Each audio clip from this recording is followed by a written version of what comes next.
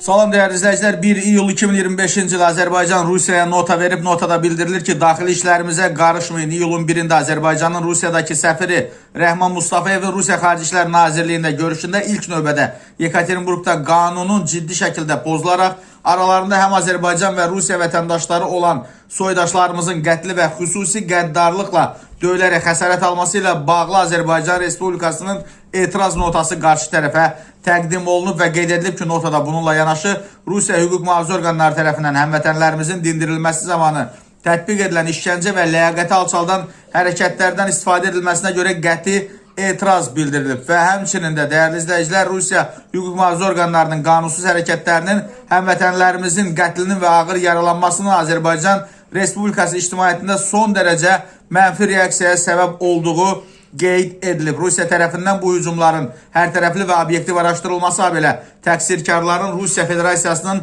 mövcud qanunvericiliyinə uyğun məsuliyyətə cəlb edilməsi üçün təcili tədbirlər görülməsi tələb olunub.